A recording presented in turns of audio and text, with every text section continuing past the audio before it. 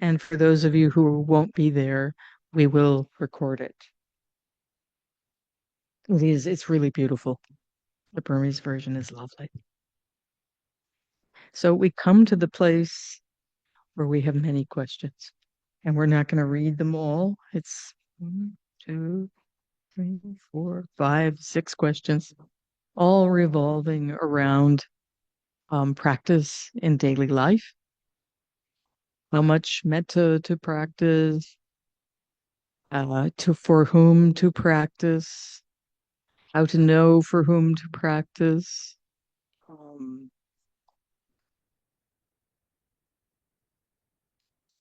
lots of different, how to bring the systematic approach into our daily practice.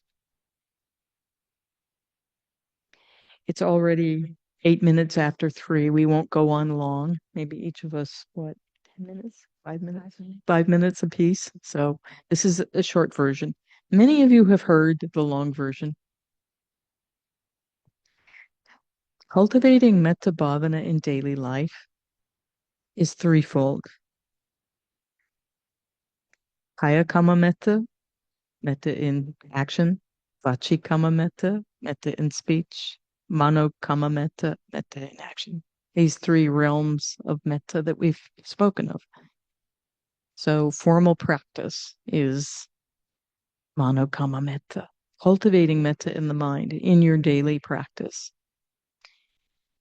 As you know, as we've spoken of, um, cultivating metta as a wholesome activity without emphasis on the concentration is what we do more in our daily life, even in our formal practice. So it's less important that we hold to a fixed sequence of categories, to that systematic cultivation that we do during intensive retreat. And really, as far as the metta bhavana is concerned in daily life, mano kama metta, you can't do it wrong. However you want to cultivate metta in your daily practice is good. And not to be too rigid or tight around the categories and the sequence of the categories. You can, however, over a period of time, set out a kind of an outline of the practice that you want to explore. So perhaps you want to cultivate metta for beings in different realms, or this whole sequence of categories that are described in the Metta Sutta, or go through each of the categories that we develop metta for in the practice here. And you can do that over a period of time. Set yourself out a little outline. And so for this month, they'll do this category, and next month they'll do next category, and so on. How you do that is very much up to you. It's not fixed. Whatever is helpful for you in staying with the metta practice, is staying with the daily rhythm of formal practice at least once a day. It can be very helpful to inspire us to have a really consistent daily practice. That's what often falls away for people, is the consistency of the daily practice. So having a little idea that you make out for yourself, and you can't do that wrong, of, okay, for the next couple of months, I will cultivate metta. I'll go through the sequence of the categories in a systematic way, a little bit each day. That can be very helpful. In terms of speech and action, and even cultivating metta in the mind in daily life, that's the realm of a number of things. First, sila, ethical conduct. That in itself is metta practice. So taking the precepts every day. And then making a soft um, intention every morning when you wake up that you will cultivate metta through the day, and then put that intention down and just go through your day. And there are many, many, many moments in the day when we can cultivate metta in speech and metta in deed, as well as an infinite number of moments when we have a little space, as I said before, where we can cultivate a couple of seconds of metta, or maybe a minute. So 60 seconds of metta 60 times a day is an hour of practice. It's not like formal practice where we do an hour at a time, but it's incredibly beneficial for the sake of the continuity. It's incredibly beneficial for integrating what we learn here in terms of habits and bringing it out there. And then the last thing I want to say about daily practice is habit. We're cultivating a habit of practice when we sit down every day. It's very easy to, or relatively easy to have a discipline about, okay, I'm going to sit every day. And we do that. We put our body there. What's harder is having that discipline and engaging completely in the practice. So we might sit there until the bell rings and go, okay, done for the day. And now I can go on and do something else. And we've really been imagining and wandering around in the mind through that whole, whatever, half an hour of practice. Cultivating an engaged, disciplined practice habit in our daily life is what we'll bring to our next retreat. So if you sit down every day and allow the mind to wander, that's the first thing that's going to happen the next time you come on retreat, because that's the habit you've been cultivating. So cultivating a habit of continuity through metta in deed, metta in action, metta in those small moments, and cultivating a habit of really engaging in the practice when you do it formally is what will really support onward leading practice through your life and in your next retreat.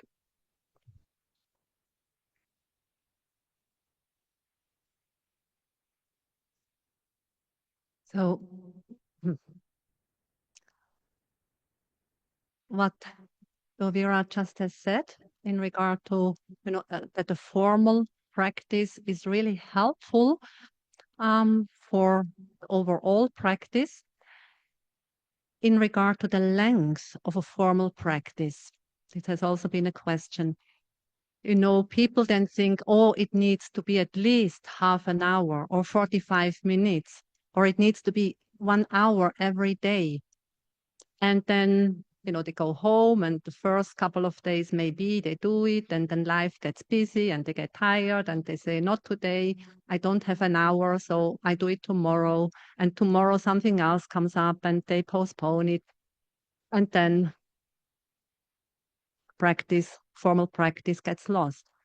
So I always say, start with what little time you think is possible to maintain. And even if at the outset it's just 5 minutes of formal practice, but if you can do it every day, and I think 5 minutes should be possible even in the most busy life. So you do it 5 minutes, and then you realize, could do 10 minutes. Then you increase it to 10 minutes and you maintain the formal practice like this. Then you realize, oh, actually, I could do 15 minutes. So, in this way, starting with short sessions and gradually making it longer, that makes it more sustained. Then you're able to maintain it. And for the informal practice, what Dovi Ranyani just has said, these many times throughout the day where you can practice metta for a second, 10 seconds, 3 minutes. This is so important. And, it can be when you're under the shower. So just cultivating metta for yourself, for all beings. It can be walking down the stairs, metta for 15 seconds.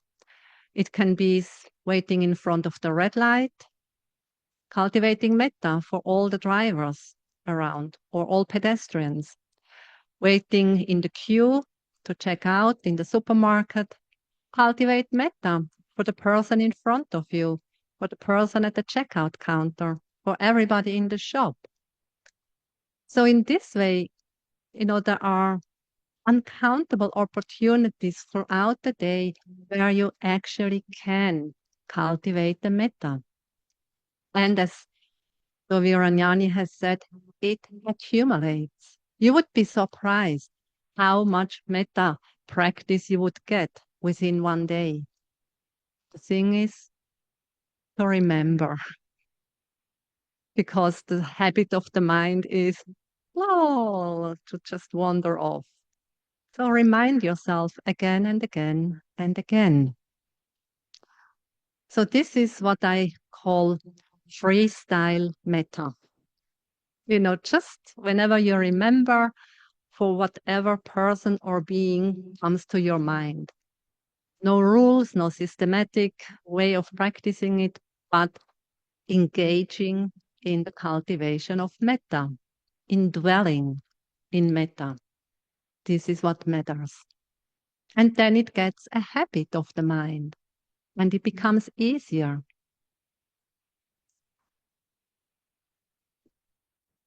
Something else that can sustain your metta practice in day-to-day life is to listen to talks about metta meditation or to read books about the practice of metta meditation, or also to use the metta chants as a way of sustaining your metta practice or bringing the mind into this metta quality. And again, out there are so many books on the practice of metta, so many talks on the practice of metta. You need to choose, or you can choose, just as a way of information. And we put some helpful links and information out on the notice board in the tea break around 5 o'clock. On my website, there are many talks on the practice of metta meditation. You will also find a link under metta chants to all the metta chants, which are on the sheets, except the Spanish one was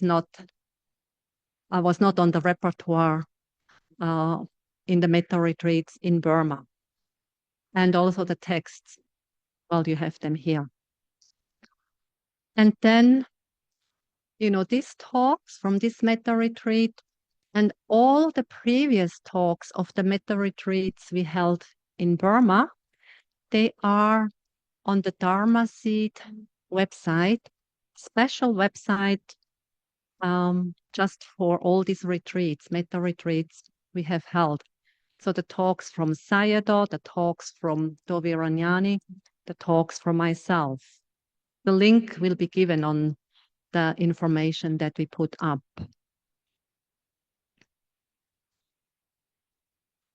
Okay. That's it in this short form. We don't want to go into further detail and torture you having to sit for so long.